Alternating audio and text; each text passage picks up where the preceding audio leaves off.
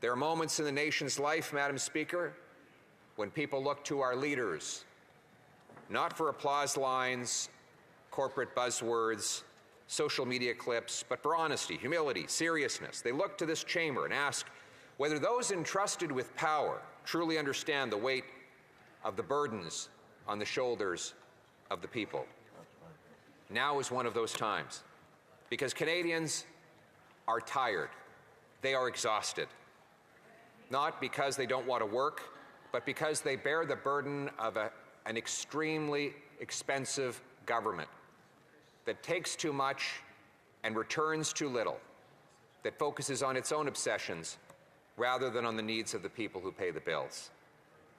Those Canadians who pay the bills, the ordinary Canadians, no, the extraordinary Canadians, who build the homes, who swing the hammers, who frame our buildings, who drive our trucks, who invest in our businesses, who mortgage their homes to start new enterprises. Those are the silent voices whose murmurs of pain and suffering have grown louder and louder without any heed from government. They needed hope yesterday. They needed relief.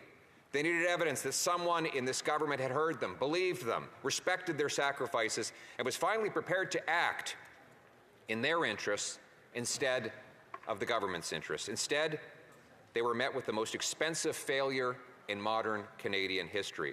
This Prime Minister, the figurehead that the Liberals had paraded in front of Canadians as a new guarantor of discipline, competence, stability, the man we were told would clean up the Liberal mess, has brought a bigger shovel and dug a deeper hole. Far, far deeper.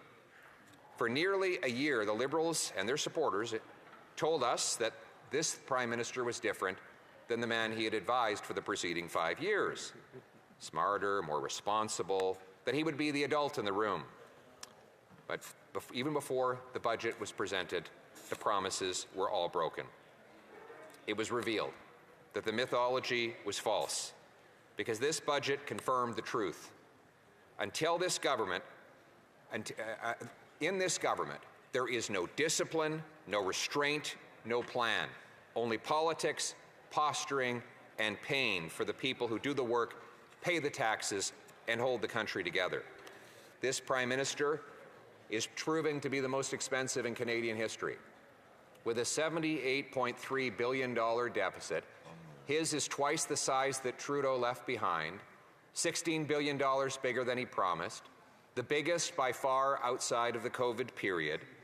And over the 5 years that follow this budget, the Prime Minister expects to add $314 billion of new debt. That is a third of $1 trillion, or 20 grand for every family in Canada. Think about that. We were told that the adults were finally here, but instead, the bill payers of this country are being told to brace for yet another reckless round of spending.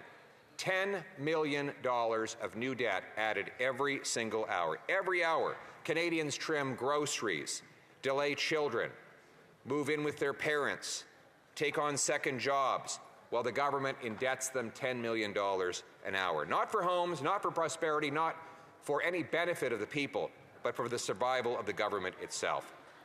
And where does this indulgence take us all? The national debt is now $1.35 trillion. To put that into perspective, that is by far the highest in Canadian history. A newborn child in this country is born with $30,000 of debt to his name, and a family of four, $120,000 of debt. That is a small mortgage for most people, and that is just the debt they owe through their federal government. Now, our young people are told that they have to put their dreams on hold to pay this crushing burden. And what do they get for it? More doctors, more nurses, more homes, more paychecks? No, none of the above, Madam Speaker. The money goes to interest on that debt. This government is now spending $55.6 billion. That's more than we transfer for health care to the provinces, more than the government collects in GST. So when you pay GST next time on a purchase, know that every penny is going to pay bankers and bondholders rather than paying nurses and doctors. That is the human cost. Every year, Canadian families spend $3,300 on interest for the federal debt alone, money that will not fund a single MRI machine. It will be waste layered upon waste. And while Canadians tighten their belts, eat lower quality food and less of it, they hold off on their dreams. Liberals offer one thing in return: decline disguised as virtue. They promised that the debt to GDP ratio would fall. It rises. This Prime Minister promised that confidence would return and investment would return. But then on his own budget graph shows that investment is actually collapsing in real time. Every single quarter that he has been in office in this calendar year, we'll have seen a serious decline in investment. So much for spend less and invest more. Mr. Speaker, they promised stability. They delivered stagnation. They promised the next generation a fair shot. They've delivered them a sentence to slow growth and high costs. And that might sound like economists speak, but here is the real human cost of that. As Canadians walk into grocery stores, they see that since March, when the Prime Minister was elected on the promise that he would be judged by the prices at the grocery store, strawberries are up 25%, beef sirloin up 25%, beef stew up 20%, coffee 20%, chicken and drumsticks up 17%, salad dressing another 17%, pork ribs 15%, chicken thighs 14%, even basic mushrooms 13%. Canadians are not eating gourmet, Madam Speaker. In fact, many of them are not eating some days at all. A recent survey and study done by a food bank association demonstrated that over 10% of Canadians are now skipping meals for an entire day because they cannot afford to eat. Food bank usage tells the story. It has doubled since 2019, when this Prime Minister became the economic advisor to his predecessor. 1 in 5 Canadians who go to a food bank have a job, but their paycheck doesn't buy them food.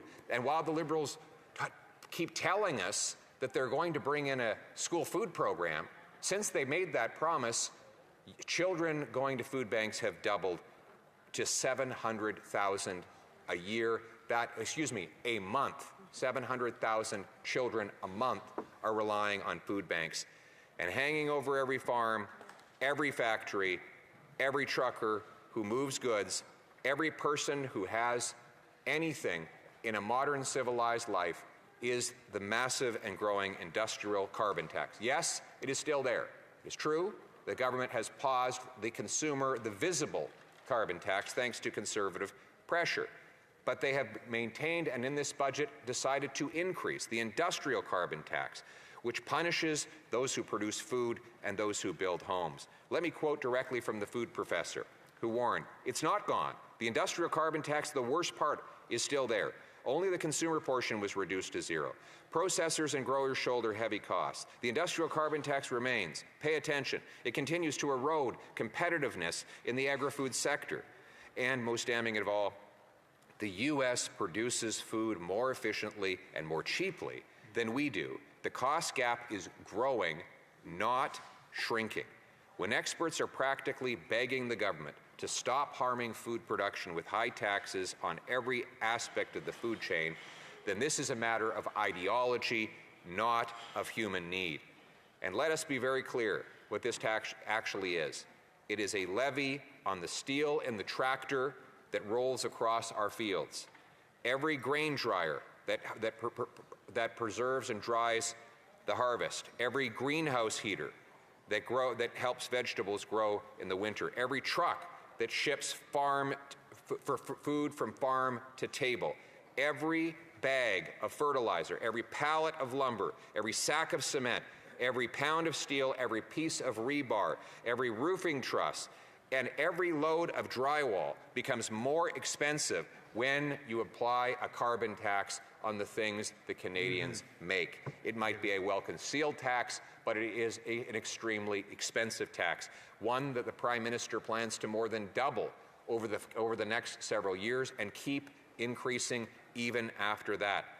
It is no wonder, therefore, that the government is actually increasing food prices in Canada at faster rate than in the United States. Now, it's not just food, it's housing. The carbon tax applies, the industrial carbon tax applies on everything that housing makes.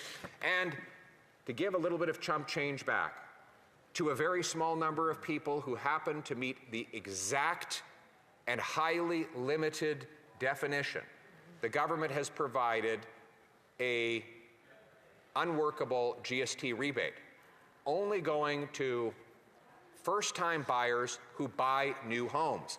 Here's the problem with that. The Venn diagram of new buyer and new home is next to nothing. New buyers typically buy resale homes. Those never had taxes on them in the first place. Typically, new homes are bought by second, third, fourth, and fifth-time home buyers because, of course, new homes are more expensive, and you have to have already been in the market. That's right. So the Prime Minister has successfully engineered a rebate that 95% of Canadians are ineligible to receive.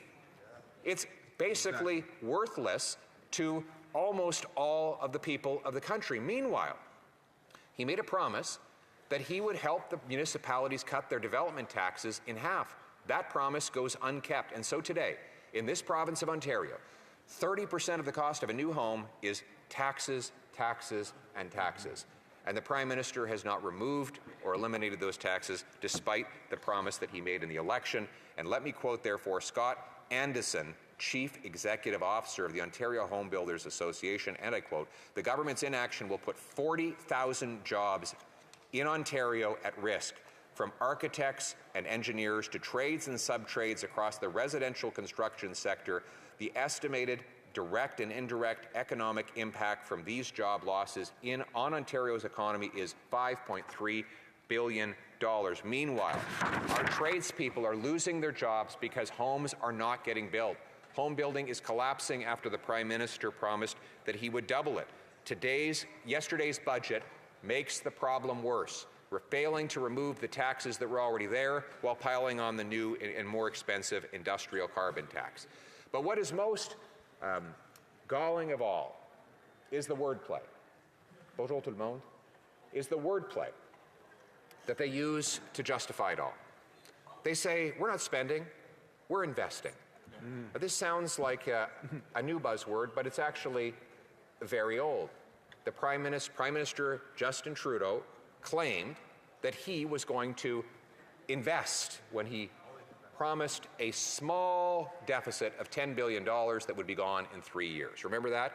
He said the budget would balance itself. Now, I don't say that derisively because he actually had a well-thought-out chain of steps that he believed would happen. He said, if you borrow money and you spend it in the economy, it will cause economic growth and investment that will then go back into tax revenues and the budget will balance itself. That is, he didn't express it in those sorts of terms, but that's what he meant. And that's exactly what the Prime Minister today is promising. He's claiming that deficits can be converted into investment. Well, there's 3 reasons why that never happens. First of all, and by the way, you don't have to take my word for it. The investment numbers themselves are clear. Since the government started adding new debt, investment in Canada has collapsed. We had the worst investment per capita of any country in the G7 and the worst drop in Canadian history as the Liberals doubled deficits. So there is a negative correlation between deficits and investment. Why? First, everything comes from something. Nothing comes from nothing. Governments get deficit financing only 2 ways. They print it or they borrow it. If they print it, they increase the money supply faster than the things money buys and you get inflation. We've seen that. Or they borrow it out of the marketplace. That somebody has to lend it, meaning the money that is lent to the government cannot be put to other more productive uses. This is called the crowding out effect. That's what economists call it. It's when government borrows money out of the economy, depriving the private sector of the investment that it needs for more productive activities. And therefore, when government borrows out of the economy in order to spend back into the economy, there is no net increase in economic activity. It is simply redirected to another purpose, away from productive private sector investment towards unproductive government spending. And so you take money away from factories, pipelines, warehouses, tech research, and other income-generating assets to give it to bureaucracy that ultimately devours the money and never produces a return. Now, we saw this. The most incredible example, of course, was in Israel, which was running massive deficits in the 1990s and paying out 6% interest on its government bonds. This starved the Israeli economy of investment. When the government finally stopped spending, balanced its budget, investment in the tech sector exploded because bondholders were forced to actually invest in productive R&D rather than passively handing their money over for a government-guaranteed return. And as a result of paying down debt, they unlocked more investment, and there was a venture capital boom that meant that right now Israel has more companies trading on the NASDAQ exchange than does all of Europe, a continent with 75 times more people. So if we want to unlock investment, one of the things we need to stop doing is borrowing that investment out of the economy. Instead, leave it in the hands of productive private sector investment that will grow and expand our economy. Madam Speaker, the reason why governments deficits don't produce more investment and economic activity as well is because people are not stupid. They know that today's deficits are tomorrow's taxes. And so businesses and individuals tend to hoard their money in anticipation of future tax increases when they see that there are large-scale deficits in the present. This has been borne out by research by the IMF, which found that high-debt countries like Canada with high deficits tend to have households holding back on investments of their own, and the same goes for business. The only reason why money-making projects do not happen in Canada is not because we aren't spending and borrowing enough money. It's because the government is standing in the way of those very same projects. What it needs to do is get out of the way. Get out of the way. Get out of the way and let mines be dug in 2 or 3 years approval time. Get out of the way, approve pipelines that can go to the coast so that we no longer have to give all of our oil to the Americans at discounts. Get out of the way, grant rapid permits for LNG plants, massive plants that are $30 or $40 billion, totally funded by the private sector and massively profitable because the price for a million metric British thermal units in Canada is $3, where in Asia it's over $10. We can make enormous amounts of money if the government will get out of the way and let these things happen. But of course, that would be no fun for the government. Nobody wants written on their tombstone, here lies politician Smith. He got out of the way. They all want to say he built this thing, he built that thing with other people's money, right? And so it serves the ego of the politician to take the money out of the economy and put it back somewhere else, even though it costs enormous amounts, or to block this economic activity only to subsidize that same economic activity. You know, it's like the great President Ronald Reagan said, if a liberal sees something that moves, they tax it. If it keeps moving, they regulate it. And when it stops moving, they subsidize it. Why not just do none of the above? Why not just get out of the way and let free people, entrepreneurs, workers, unlock their incredible natural potential to build, make, move, fix, develop, and invent things for all of us? That would be a much more sensible way to get investment. The Liberals have offered us nothing but managed decline. We want national renewal. They've offered excuses. We, as Conservatives, offer results. They offer debt and drift. We offer discipline and direction. They offer scarcity. We offer possibility. They offer a failed past. We offer a bright future. They trust only in themselves to run the lives of other people. We trust in the Canadian people to make their own decisions for themselves. That is the country that we want to take. We have a very clear plan to do it. We want to lower the taxes on work, investment, home building, and energy. Let's cut income taxes for real, not $83 a year, a real income tax cut that will actually boost take-home pay and reward hard work. Let's get rid of taxes on energy, like the industrial carbon tax. Let's get rid of all taxes on home building, which would be enough to reduce home building costs in some provinces by as much as $200,000. Right. Let's get rid of investment. Let's get rid of taxes on investment. You want more investment? Stop taxing investment. No capital gains tax for anybody who reinvests in Canada. That would be a way to get lots of investment going. We need to unlock and reward the entrepreneurship of this country. But right now, our entrepreneurs are like eagles locked in a bird cage. They can't go anywhere because they're hemmed in and blocked from flying by high government taxes and heavy regulatory burden. We want to liberate Canadians to spread their wings, their economic wings, and fly.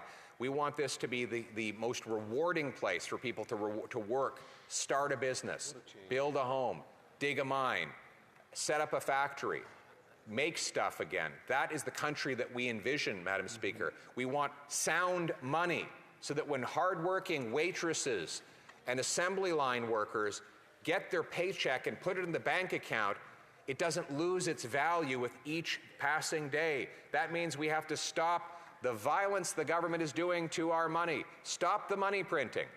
Get the Bank of Canada back to its job of core low inflation and and ultimately address the real foundational problem, which is that the government is spending money it does not have on things we do not need. Let's control the government's spending so that the Canadian people can have strong, sound money again. The Liberals want a country where the government is rich and the people are poor. We want the people to live with abundance and opportunity. And that, by the way, means we need to unlock energy. There has been no history in the world of defeating poverty that has not involved low-cost and abundant energy. We, on the Conservative side, want to unlock the trillions of dollars of oil and gas and uranium and hydroelectricity, our water, our rocks, our molecules, our atoms used for our benefit here in a sovereign and strong Canada. Hear, hear. That is our vision. This is a bright and optimistic vision, and it's one that I think is going to inspire our young people who are in so desperate need of hope. And I want to say to our youth today, we as Conservatives see you. We see the heavy bags under your eyes as you work that third shift in a single day, or you're off to drop off Uber Eats again because you need it to pay your rent. We hear the stress and the strain in your voice as you wonder how you're going to pay the rent. We hear also the tone of hopelessness as you wonder whether you'll ever be able to start a family. We hear you, we see you, we are with you, and we are here to offer you homes, jobs, and hope. Our young people will once again be rewarded for their ambition, their hard work, their ingenious activity, their contribution to our country.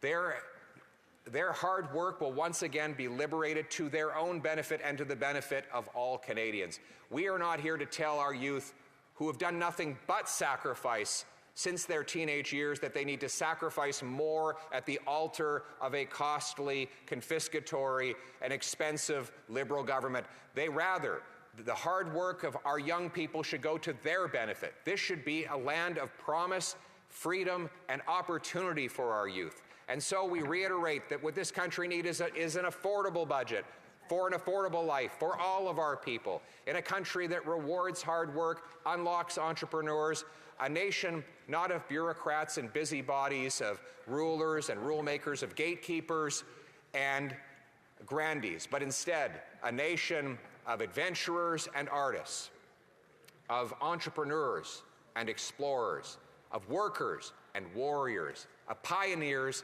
and patriots, all united to restore the promise of Canada that anyone from anywhere can do anything, that hard work gets you a great life on a safe street in a beautiful house under our proud flag, Canada First, Canada Forever. Merci beaucoup.